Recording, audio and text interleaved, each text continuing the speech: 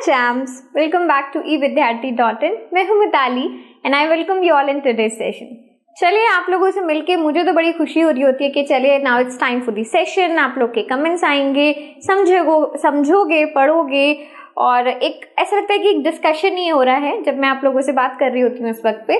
तो ये मेरे को सच में बहुत अच्छा लगता है एंड रियली होप कि आप लोग के साथ ये एनर्जी शेयर करती हूँ मैं, मतलब आप लोग भी उतना ही अच्छा फील करते हो।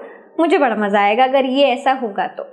चलो अब हम शुरुआत करते हैं, अपनी एनर्जीज को फिर से शेयर करते हैं, मजे से काम करते हैं, पढ़ते हैं और समझते हैं what are the other remaining characteristics of the sound wave. ठीक है, अब मेरे पास सबसे पहले आता है कि भाई हम लोगों ने फ्रीक्वेंसी समझ ली, एम्पलीट्यूड समझ लिया, बहुत अच्छी बात है। बट अब एक ऐसा कैरेक्टरिस्टिक मैं लेकर आने वाली हूँ या फिर मैं डिस्कस करने वाली हूँ जो कि फ्रीक्वेंसी से बहुत ज़्यादा रिलेटेड है, लेकिन एम्पलीट्यूड का भी उतना ही समझना हमारे लिए बहुत ज़रूरी था इस पिच को समझने से पहले। तो चलिए, तो अब हमारे पास एक नया कैरेक्टरिस्टिक है which is known as pitch.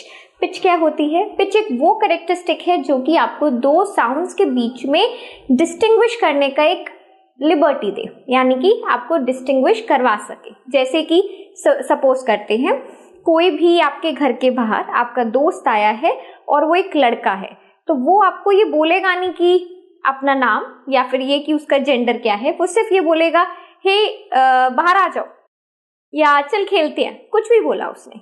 आपको पता है ये आपका कौन सा दोस्त आया है, कौन सा दोस्त आया है उसको साइड में रख देते हैं, बट आपको ये पता है कि ये लड़का है।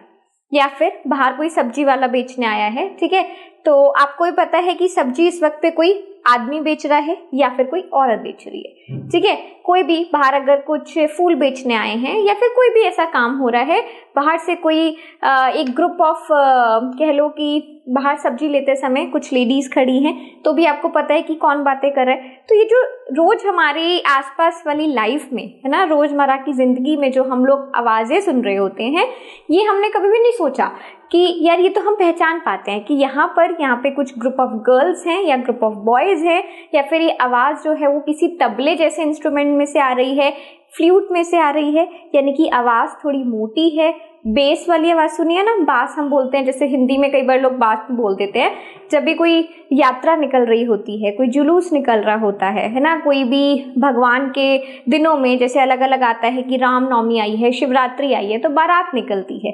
तो हम ऐसा होता है ना कई बार कि उसका जो डीजे बज रहा होता है, जो गाने बज रहे होते हैं, भजन बज रहे होते हैं, वो इतनी तेज आवाज होती है कि उसका मतलब बेस इतना ज्यादा होता है कि हमारे घरों में वाइब्रेशन होनी शुरू हो जाती है। विंडो पेन्स होते हैं, दरवाजे होते हैं, तो वहां पर एक वाइब्रेशन आपको कई बार फील होती है। कभी देखा है? बहुत बार होता हुआ आपने देखा होगा, तो माइट भी रिलेट भी कर पाओ, है ना। तो वहां पर वो बेस बज रहा है। और इसी तरीके से कई बार कोई आवाज आ रही होती है जब जैसे बारात निकलती है जिसमें आप लोग नाचते गाते हो, है ना, तो वहां पर अगर कोई बैंड बाजे से कोई गाने की कोशिश कर रहे हो और आवाज बहुत पतली है, तो आप बोलोगे, तब भी आप पहचान जाओगे, है ना। तो वो वहां पर होता है श्रिलिंग आवाज, ट्रेबल आवाज, उसको ट्रेबल में हम पिचराइज करते हैं या फिर उसको डिस्टिंग्विश करते हैं। तो ये होती है high pitch and low pitch sounds. ठीक है, सो बेसिकली पिच एक वो कैरेक्टरिस्टिक है। ओके, सो हमने पेन नहीं लिया है, वेट अ मिनट गाइस। हाँ, सो पिच आपकी एक वो कैरेक्टरिस्टिक है जो कि डिस्टिंग्विश करे बिटवीन डिफरेंट साउंड्स, है ना, डिस्टिंग्विश बिटवीन डिफरेंट साउंड्स, अलग अलग साउंड्स के बीच में वो डिफरेंशिएट कर सके, लेकिन प्रोवाइडेड चाहे लाउडनेस सेम क्यों ना हो। लाउडनेस सेम वाला एग्जांपल दूं आपको। देखो, कई बार क्या होता है, आपके आसपास कोई भी एक भजन बज रहा है या फिर कोई गाना चल रहा है, चाहे जिसमें आवाज बहुत ज्यादा तेज क्यों ना हो, ठीक है, या फिर तेज कहना ज्यादा बेटर वर्ड नहीं है, चाहे आवाज कितनी पतली क्यों ना हो, ट्रेबलिंग क्यों ना हो, श्रिलिंग क्यों ना हो, ये वर्ड को हमें ध्यान देना है। ठीक है, जो कि कई बार अगर हम सुनते भी हैं तो हमें लगता है कि कितनी पतली आवाज है, चुभ रही है या कुछ इस तरीके की, बट फिर भी अगर उस आवाज में एक गाना बज रहा है तो आप उसको सुन लोगे। लेकिन अगर सेम लाउडनेस पर, सेम एम्पलीट्यूड पे एक बच्चा वहां बैठ के रो रहा है, तो गाने को तो फिर भी आप 10 मिनट के लिए झेल लोगे, वो 5 सेकंड के लिए भी, 30 सेकंड के लिए भी बच्चे का रोना आपसे बर्दाश्त नहीं होगा और आप बोलोगे अरे यार चुप कराओ, क्यों रो रहा है, आप खुद ही चुप करा दोगे, नहीं तो उसको देने को बोलोगे कि अरे इसको लेकर जाओ, यहाँ पे रो रहा है। तो फर्क क्या आया? कंडीशन क्या थी? लाउडनेस दोनों में सेम थी, यानी कि एम्पलीट्यूड सेम था। ठीक है ना, तो distinguish between different sounds provided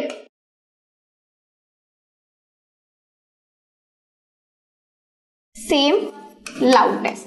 चाहे लाउडनेस सेम है फिर भी आप उन दोनों आवाज़ों को डिस्टिंग्विश कर पाओगे डिपेंडिंग ऑन देयर पिच, उनके पिच की वजह से। तो पिच का सबसे बड़ा जो कैरेक्टरिस्टिक है वो आपको मिलता है उसकी फ्रीक्वेंसी से। यानी कि अगर मैं पिच को डिवाइड करती हूँ दो हिस्सों में, एक हो गया हमारा लो पिच और एक हो गया हमारा हाई पिच, ठीक है ना। तो लो पिच और हाई पिच में डिफरेंस सिर्फ इतना है कि लो पिच की साउंड जो, जैसे कि मैंने आपको बोला बास जहाँ पे ज्यादा होता है, तबला सपोज यहाँ पर बज रहा है, या फिर मेल वॉइस है, ठीक है ना, या फिर आप कह सकते हो कि और भी जो भी एग्जाम्पल आपको लगना है मोटी आवाज के लिए, तो वो हमारी सारी साउंड्स लो पिच पे होती हैं।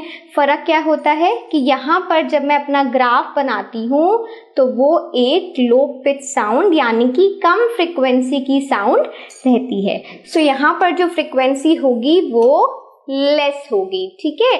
और ऑन दी सेम हैंड अगर मैं हाई पिच की बात करती हूँ तो हाई पिच पे ट्रेबलिंग आवाज रहती है, यानी कि पतली आप कह सकते हो, श्रिलिंग आप कह सकते हो, ठीक है। या फिर आप कह सकते हो सपोज आप अच्छे से एक मेल और एक फीमेल की आवाज को डिस्टिंग्विश कर सकते हो, है ना।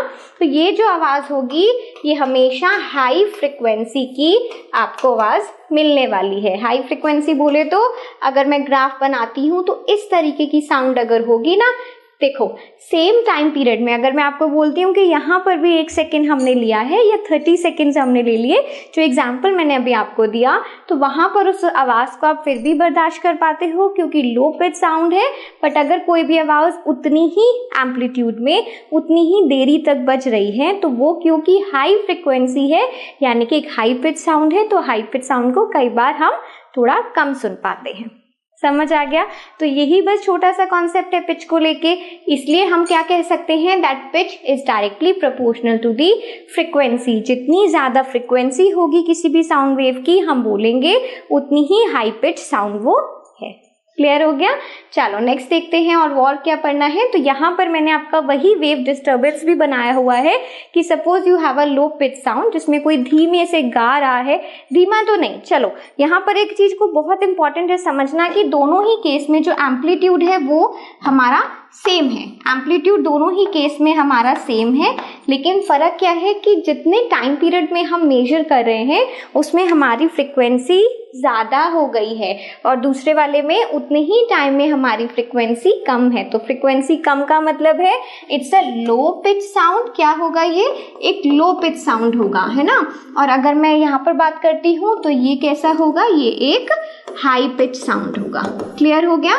तो यही एक मेन फर्क है जो कि हमें समझना है किसमें, पिच में। और अगर मैं बात करती हूँ, ओके सब हमारे पास पिच तो खत्म हो गया है, बट उससे रिलेटेड एक और छोटा सा सेशन है, एक बार यहाँ पर देख लेते हैं। मुझे पिच में आपको okay so we are done with it, है ना। इसमें और कुछ और ज्यादा समझने वाला नहीं है। अब अगर मैं बात करती हूँ क्वालिटी की, क्वालिटी या टिम्बर की, तो दोनों में फर्क क्या है। देखो पिच आपको डिस्टिंग्विश कर देगा दो साउंड्स के बीच में, वो तो बहुत अच्छा है, बहुत खूब है। लेकिन क्वालिटी क्या करता है, क्वालिटी आपको वो फीचर देती है जिसमें कि आप सर्टेनली पक्के तरीके से बता पाओ कि ये आवाज तबले की है और ये आवाज फ्लूट की है।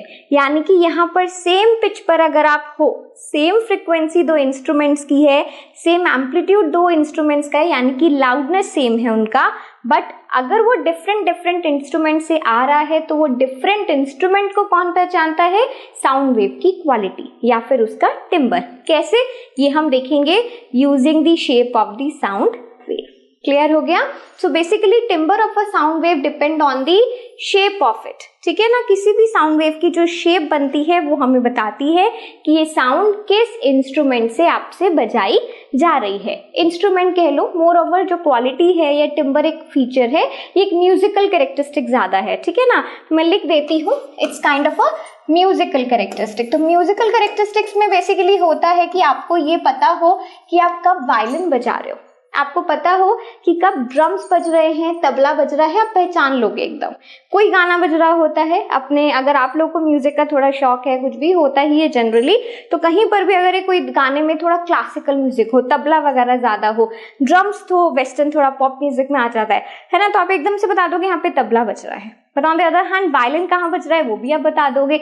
तो चाहे वो सेम लाउडनेस पे क्यों ना हो, चाहे उसकी फ्रिक्वेंसी सेम क्यों ना हो, ठीक है ना, पिच सेम क्यों ना हो, फर्क क्या आता है, फर्क ये आता है कि आप ये बता सकते हो कि आवाज कौन से इंस्ट्रूमेंट से आ रही है। So basically it's a musical characteristic. यहाँ पर क्या होगा कि चाहे आप सेम पिच पर हो,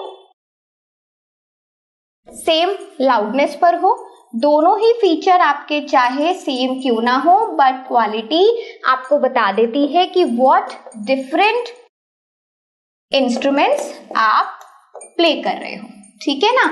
और इसके लिए एक बहुत अच्छा सा फीचर है कि इसकी जो साउंड वेव होती है, जिस तरीके से यहाँ पे मैंने दिखा रखी है, उसकी शेप चेंज हो जाती है, ठीक है। चलो अब मैं एक बार काम भी करती हूँ। डिफरेंट इंस्ट्रूमेंट्स वाली बात हो रही है ना, देखो फर्क कहाँ आता है। अगर मैं सपोज आपके सामने दो साउंड वेव्स बनाती हूँ, ठीक है, ये मेरे पास एक साउंड वेव है कुछ इस तरीके का, क्लियर है। अब दूसरा मेरे पास साउंड वेव है, आप अपने आप बता पाओगे। देखो मैं एक चीज बहुत अच्छे से क्लियर कर देती हूँ, यहाँ पर मैं एम्पलीट्यूड को सेम रखने वाली हूँ, पिच को सेम रखने वाली हूँ, ठीक है। फर्क सिर्फ कितना आएगा,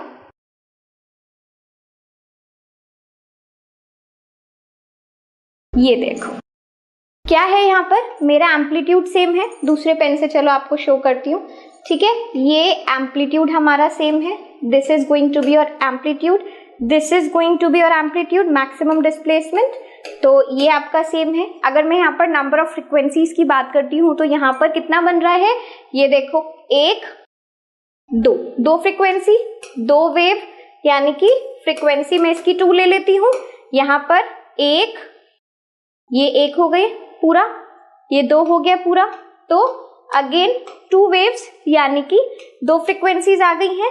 फर्क क्या है, shape of the sound wave, but shapes are different, shapes different है।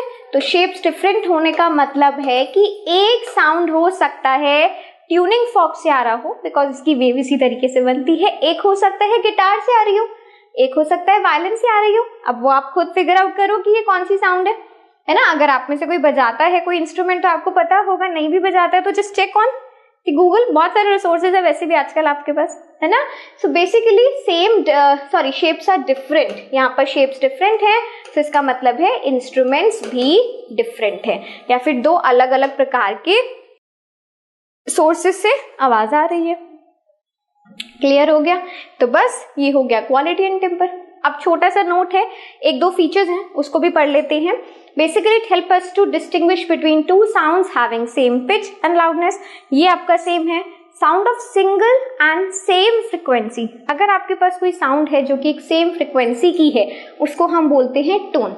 इस टोन से क्या समझे हो, रिंगटोन्स होती हैं, फोन में सुनते हो, लगाते हो, जब भी नया फोन आता है तो क्या करते हैं, थोड़ी देर के लिए उसी को सुन रहे होते हैं, अलग अलग एक करके रिंगटोन A to Z जितनी भी रिंगटोन्स हैं सब सुनते हैं, है ना। तो वो जो सिंगल टोन्स होती हैं, सिंगल फ्रिक्वेंसी की, जो कि आपको इरिटेट नहीं करती हैं, वो आपकी टोन्स होती हैं। लेकिन जब आपके पास डिफरेंट मिक्सचर्स कह रही हो, डिफरेंट फ्रिक्वेंसीज की, ई आ उ ई आ, कुछ भी अलग अलग जो साउंड्स आती हैं, उसको हम नोट कहते हैं, ठीक है।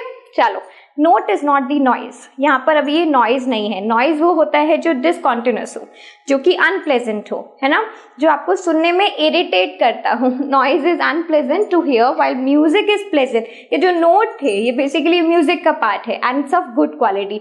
सो भाई म्यूजिक हम उसको बोलेंगे जो कि कॉन्टिन्यूस हो, जो कि डिस्टर्बिंग ना हो, पीरियोडिक हो, पैटर्न से बज रहा हो, है ना, तो उसको हम म्यूजिक बोलेंगे। नॉइज इज कहीं से तेजी, फिर धीरे, फिर तेजी, फिर धीरे, अलग अलग तरीके की साउंड्स आ रही हैं और उनका जो एम्पलीट्यूड है वो बहुत ज्यादा है, ठीक है ना। लाउडनेस, सॉरी एम्पलीट्यूड छोड़ दो, एम्पलीट्यूड को मीटर में बोलेंगे बट लाउडनेस को डेसिबल में बोलेंगे। तो सपोज अगर कोई भी ऐसी एक नॉइज है, साउंड है जो कि ग्रेटर देन 80 डेसिबल्स है, तो आप उसको नॉइज बोलोगे, आप उसको म्यूजिक नहीं बोलोगे, ठीक है ना, क्योंकि वो प्लेजेंट टू ईयर्स नहीं है। बट हाँ, लेस देन अगर 80 है आपके पास तो आप उसको प्लेजेंट बोल सकते हो, साउंड बोल सकते हो, टोन बोल सकते हो, किसी भी तरीके से म्यूजिक बोल सकते हो, ठीक है। तो ये कुछ 2-3 फीचर्स है जो कि हम लोगों को पता होना चाहिए। एंड इसके साथ हमारी जो कैरेक्टरिस्टिक्स हैं खत्म हो गई हैं, सिर्फ और सिर्फ स्पीड या वेलोसिटी के बारे में जानना रह गया है। तो कोई बात नहीं कोई बात नहीं, उसको भी खत्म करते हैं फटाफट से नेक्स्ट सेशन में, ठीक है ना। तो चलो नेक्स्ट पे आ जाओ जल्दी से फटाफट से। मिलती हूँ आप लोगों से और बड़े बड़े इंटरेस्टिंग टॉपिक्स के साथ। तब तक के लिए everyone keep smiling and bye bye.